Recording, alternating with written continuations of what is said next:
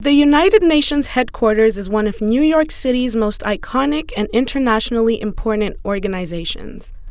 Masimba Tafirenyika is the head of the Africa section of the Department of Public Information and also the editor-in-chief of the United Nations magazine Africa Renewal. This is a magazine that was established going back to 1985 as a result of the famine in Ethiopia. So what the UN did was to try to mobilize support to deal with the famine and also to raise public awareness.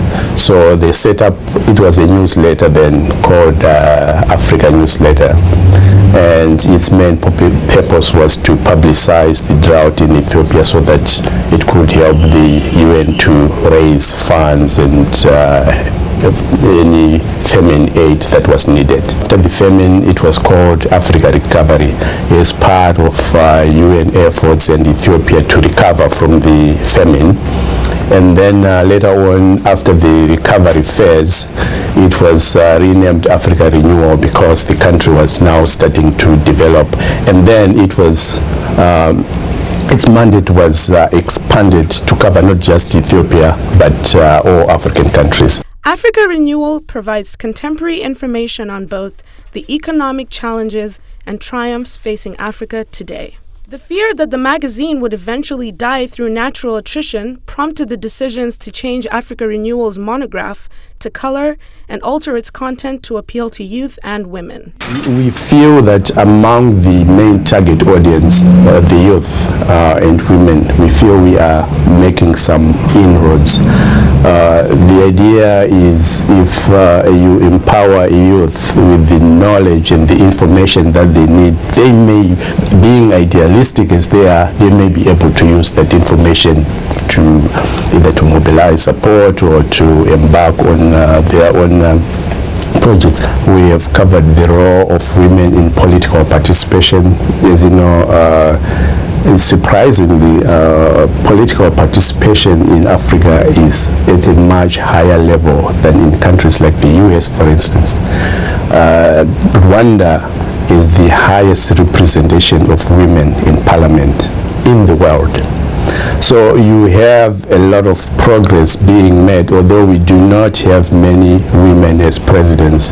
But in terms of at the cabinet level or in parliament or in local councils, the representation of women there is high. And also on women issues like health, for instance. Another area that we do pay attention to is the role of women in the economy. More than 75% of smallholder farmers in Africa are women. You go to a market anywhere in Africa, in any city in Africa, you won't be surprised that the majority of business owners there, small business owners, are women. So we try to bring awareness on what governments can do in terms of policy making to make businesses run by women easier. Within the African continent, there has been overwhelmingly significant growth in various sectors such as retail trade, mining, manufacturing, and the service industry. However, the economy is facing a drawdown. Because of what's happening right now with the Chinese economy slowing down, with the price of commodities going down, we are starting to see a kind of a drawdown from the economic growth. The high figures that we had seen over the past 2 years, it's now being, unfortunately, being gradually reversed. So the hope is that things will get better and we'll go back to where the price of commodities will again start to pick up.